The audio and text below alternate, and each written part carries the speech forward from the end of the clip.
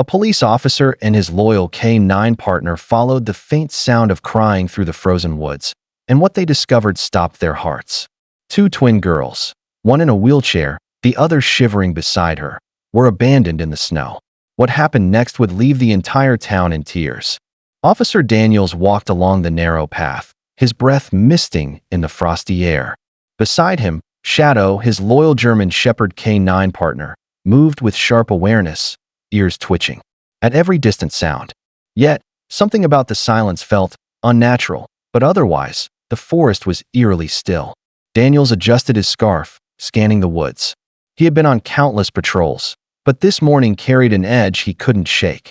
Even Shadow, usually calm and steady, had slowed his steps, nose sniffing the air like he sensed an unseen presence. The officer paused, his gloved hand resting on Shadow's harness. The dog let out a low whine, eyes fixed on the dense brush up ahead. A chill ran down Daniel's spine. This wasn't just a peaceful morning walk anymore. Something, or someone, was out there in the frozen silence, waiting to be found at A.S. Daniels. And Shadow moved deeper into the forest. The air seemed to grow heavier. Daniels scanned the ground and noticed something that made him stop. Tiny footprints pressed into the fresh snow. They were small, fragile, and uneven, like a child had been stumbling through the woods. His heart tightened.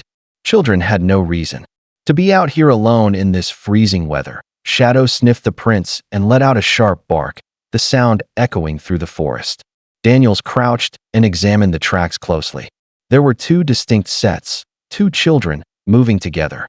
He followed the prints with his eyes and spotted a faint trail where the snow was disturbed, weaving between trees toward the creek. His pulse quickened as he reached for his radio but hesitated, unsure of what exactly he would report. Lost children in the woods? In this weather, they wouldn't last long. Shadow suddenly growled, his body tense, ears pinned forward. From somewhere in the distance, a faint, high-pitched sound drifted through the trees, a whimper, maybe a cry. Daniels felt a shiver that had nothing to do with the cold. They were not alone anymore. Daniels and Shadow followed the faint cries, their boots crunching softly on the snow-covered trail. The deeper they ventured, the more the forest seemed to hold its breath, the only sound being the whisper of wind through the trees.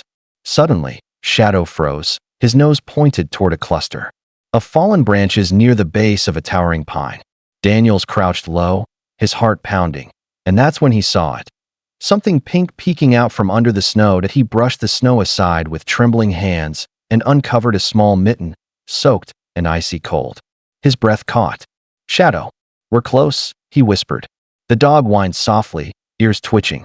Daniel scanned the area and finally spotted them. Two little girls huddled together against the tree, shivering violently. One was wrapped in a tattered scarf, her lips blue, while the other clutched a crumpled note in her tiny fist. Their eyes, wide with fear and exhaustion, blinked up at him as if unsure whether he was real. Daniels carefully approached, lowering himself to their level. Hey, you're safe now," he said softly, though his own voice trembled. Shadow inched closer, tail low but wagging gently. The younger girl whimpered and held the note out toward him with shaking hands. Daniels took it, his fingers numb, and unfolded the paper. The words scrawled across it made his chest tighten with a mix of rage and sorrow. It wasn't just a note. It was a desperate SOS, written in a child's uneven handwriting. Daniels unfolded the crumpled piece of paper with trembling hands, the edges damp from melted snow. The handwriting was uneven and shaky, but the message was clear enough to send a chill through his spine. "Please help us. Mommy said she will come back, but it's been too long. We are so cold and scared. Emily, age 7. Daniel's throat tightened as he glanced back at the girls. The older one, Emily, stared at him. With tear-streaked cheeks, her little sister clinging to her arm like a lifeline. Shadow lay close to them now, his warm fur brushing against their legs, sensing their fear and trying to comfort them.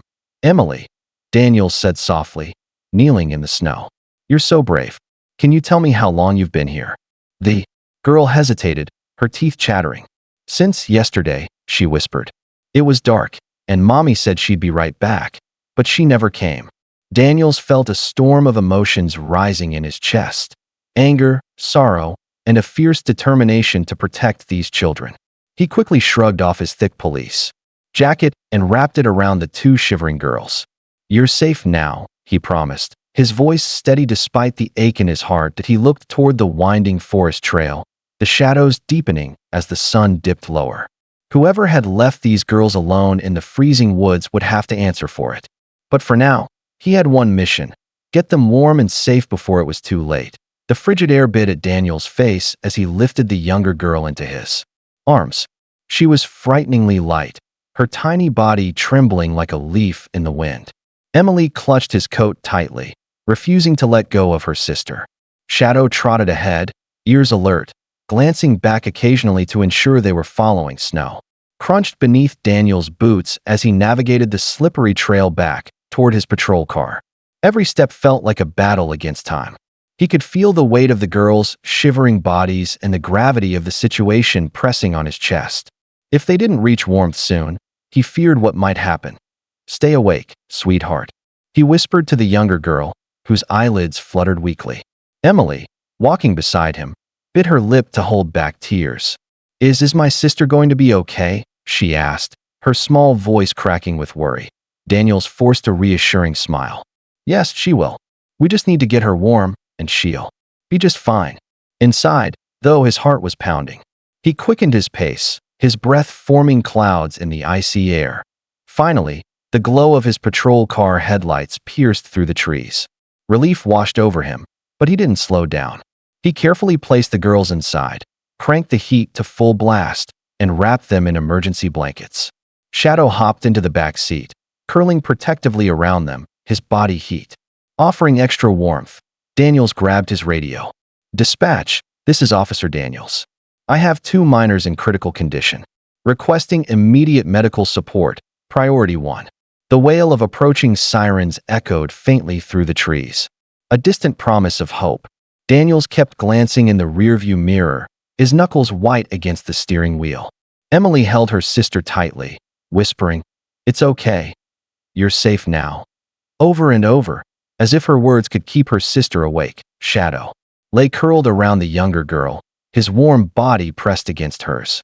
Every so often, he licked her tiny hand, whimpering softly, as if encouraging her to hold on.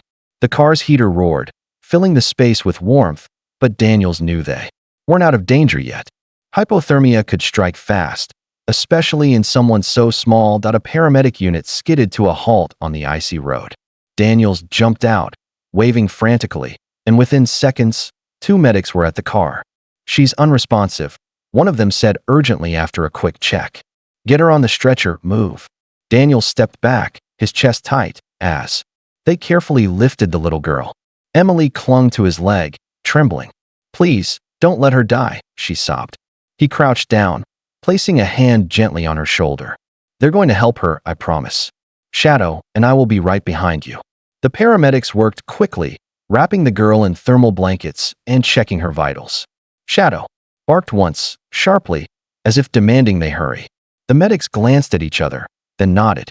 "We need to get her to the hospital now," one of them said, slamming the ambulance doors shut. The loyal German shepherd lay perfectly still, eyes fixed on the double doors, as if he knew their fate rested on the other side. As the girl rested, social workers began to piece together the truth. The twins had been abandoned intentionally. Their parents, struggling with addiction, had left them in the woods, hoping someone would eventually find them. The revelation hit Daniels like a punch to the gut, and he found himself gripping the arms of his chair to steady the surge of anger.